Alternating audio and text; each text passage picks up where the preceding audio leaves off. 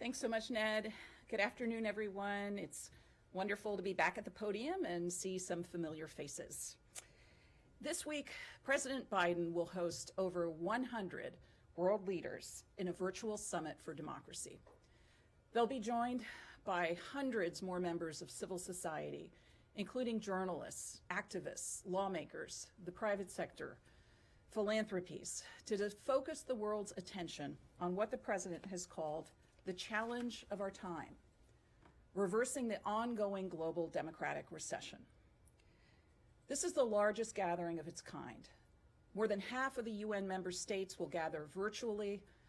Democracies of all shapes and sizes, established and emerging, bringing together the rich diversity, creativity, and problem solving that the world needs right now to ensure democracies deliver for their people.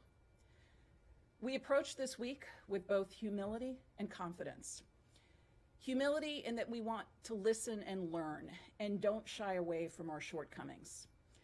Confidence in our constant striving for a more perfect union and our certainty that working together, democracies can and will deliver for the world's citizens, regardless of the raw deal that autocrats and authoritarians try to sell. Make no mistake, we're at a moment of democratic reckoning, when the greatest challenges we face cross borders, regions, and domains of expertise.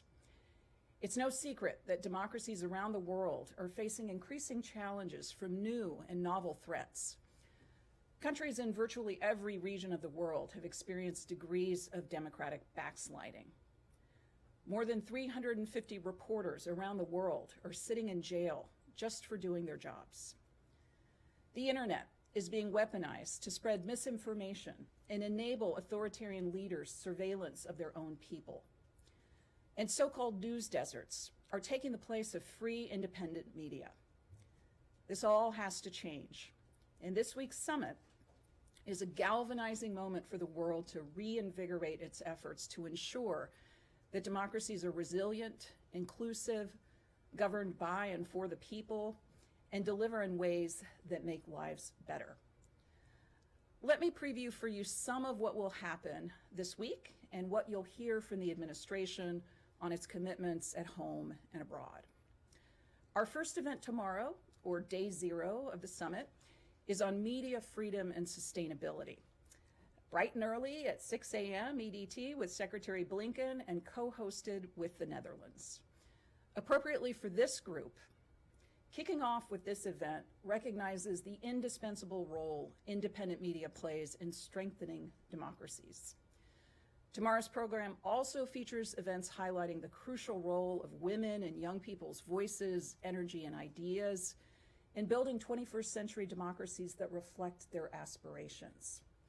Finally, starting tomorrow and throughout the summit, you'll hear often about the double-edged sword technological development presents as both a means to advance democratic renewal, but also a tool of autocrats who seek to repress and silence their people. Day one, Thursday, December 9th, will feature a closed-door event for government leaders and then move to open sessions around various themes, such as democracies building back better from COVID, and working together to fight 21st century corruption with 21st century tools. On day two, Friday, December 10th, we'll welcome discussion on protecting human rights, both through norms and standards development, but importantly, also by supporting and protecting human rights defenders and journalists on the front lines who put their lives at risk every day. We'll also hear more about tech and democracy during day two. Throughout all of this, as we've said from the start, civil society voices, including women and young people, play a prominent role. We welcome them at the panel discussions as well as their important side events. In fact, Secretary Blinken and the department's leadership are participating in dozens of side events at various levels this week. I kicked off my summit week yesterday with a truly inspiring conversation with civil society leaders from difficult environments. And it brought home to me again why we're doing a Summit for Democracy. Because it matters. American leadership matters. It matters that over 100 leaders will come together this week and advance solutions, not just identify problems. And it's truly an honor for me to be here with you today to show the world one of the pillars of democracy, government engagement with an open and free press. Thank you, and with that, I'm happy to take your questions. Thanks. Hi, and thank Hi. you for doing this. I have a question that's not, well, it's kind of, it is related to this, but it's also a little bit different. Having been present at the creation more than 2 decades ago now of the Community of Democracies in Warsaw, what has happened to that? Has it just gone the way of the dodo bird? Is that is the Community of Democracies no longer a thing? No, Matt, the Community of Democracy still exists, and I think it's a good example of the existing mechanisms that we hope this Summit for Democracy effort will complement. We are not seeking to create a permanent secretariat or a new organization per se. You can consider this week's December 9th and 10th event a kickoff for what we hope will be a year of action through 2022, culminating in public health conditions permitting an in-person gathering of the participating leaders with the president to take stock of progress and show that we are delivering in these 3 core areas of focus for the summit. Okay. But So the community continues to exist. Okay. The United States takes part in it. We're not seeking to supplant that effort. Thank you. Thank you. Nick Williams from Bloomberg. Can you talk about some of the concerns that other countries are maybe uneasy with this summit because they're of a sense that they may be asked to take sides? Obviously, China and Russia are not invited. There are some countries, particularly in the Asia Pacific, that feel like they're a little bit in between a rock and a hard place. So how do you address the concern that the administration with this summit is essentially asking countries to make a choice between the U.S. and China, or democracies versus autocracies? Well, to be clear, this summit is not about taking sides. It's not meant to be divisive or adversarial. It really is all about an affirmative agenda with fellow democracies to lead by example, to learn from one another, to demonstrate how and why democracies are working to deliver for their people. I think it's important to note that data shows that free and democratic societies have healthier citizens, less violent conflict, and more prosperous communities. And we, as a government, promote adherence to democratic norms internationally so that people around the world can benefit from democracy, not just the people in the United States or the people of one region or one group. So it's really about the affirmative agenda in the 3 core areas of effort.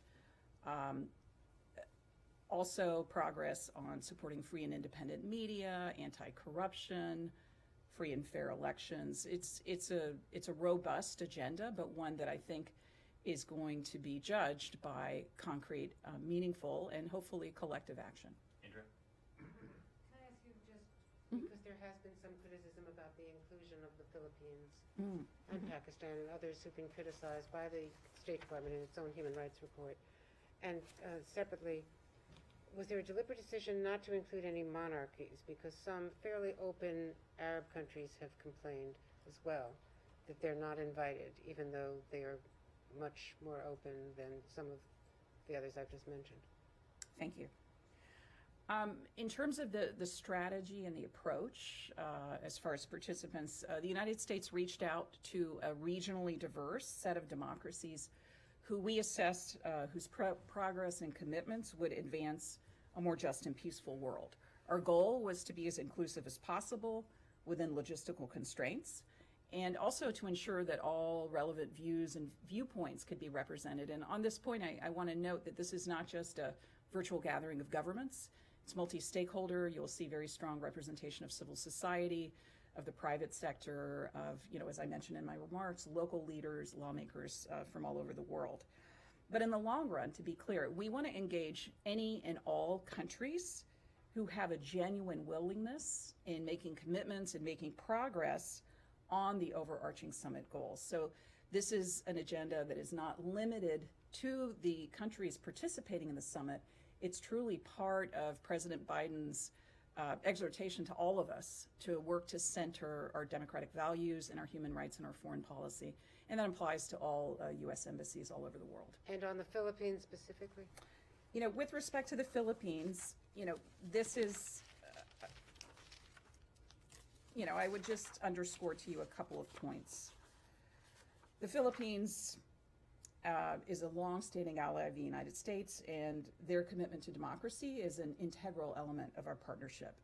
It's a multi-party constitutional republic which conducted largely free and fair midterm elections in May 2019, and as we all know, is preparing to hold national elections in 2022. So we're committed as a government to helping the Philippines strengthen its democratic resilience, and we regularly raise the importance of protecting human rights and fundamental freedoms in our bilateral engagements, and we see the summit as part of that effort. Simon? So we've heard a little bit about there's a, this is a virtual summit, and then next year there's an in-person summit, right? And one of the things that we've heard from civil society is that, it would be good to, you're getting countries to make commitments, and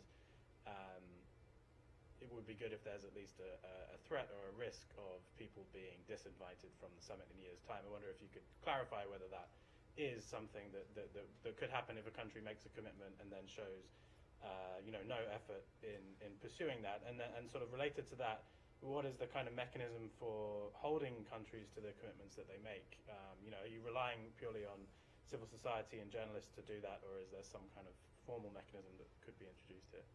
Right. I think you raised a very important point that will really animate the 2022 year of action to follow the summit. So civil society participation, I think, is critical in terms of integrating the views of diverse international actors who are at the front line of this issue set. But also we look to civil society to help hold us, the United States, and other governments accountable to meeting the commitments that will be made public in a very open and transparent fashion on December 9th and 10th. So there is the process of accountability. I think there's also the prospect of civil society helping us identify potentially new commitments. With a number of the commitments that the United States is going to put on the table and other partners, we really look to engage civil society not only at this week's events, but in the year of action to follow on how we can make them more meaningful, more effective in making progress towards the three overarching goals. But can they be disinvited if they're here now? Are they definitely going to be here next year? I mean, I'm not going to get into hypotheticals about 2022, but certainly the interval period between these two events, the virtual and hopefully the in-person, really gives us, I think, a rare opportunity to translate into action commitments that are going to be put on the table. So this is not a one-off event, but it's really an ongoing engagement process that we hope will culminate in an in-person summit with new platforms and coalitions working together meaningfully on these core issues. Time for a couple more, Francesca. Thank you. Just to follow up on Simon's question, what are we expecting to have on Friday at the end of the summit? Is it a roadmap, a plan of actions with detailed commitments by every country that will be followed on during the year? What is it? How will you judge what every country will do over the next year? Certainly we look to all of you, the media, but also civil society to judge and assess what's put forward. You will have multiple governments, including the United States, putting forth concrete commitments for progress in these areas. And again, just to recap on the United States side, what you'll see is a focus on bolstering free and independent media, fighting corruption, defending free and fair elections, strengthening civic capacity, including the political leadership of women, girls, and marginalized groups, and harnessing technology for democratic renewal. These will be both in terms of policy prescriptions as well as new assistance platforms that generate more resources to champions in need in these areas. I think you're going to see from a number of other governments taking part other meaningful commitments in these areas and possibly new ones. So The concept is to be open and transparent in putting these out in the public domain and to really use the year of action to hone them and to elicit what we hope will be more collaboration, more mutually reinforcing action towards these common goals. And was what every country was ready to put on the table one of the factors for them to being invited or not? I think the approach that we took was an open and inclusive engagement approach where, we shared what we're planning to do and basically welcomed and invited participating governments to come to the table, specifically this Thursday and Friday, with ready to share their ideas, their programs and projects in these areas. So I'd sum up by saying stay tuned, but I think you'll find there is going to be a robust set of commitments and common actions that are, that we hope will make this the galvanizing opportunity that I noted at the outset. Please. How do you explain that the three countries in the Northern Triangle in Central America have not been invited?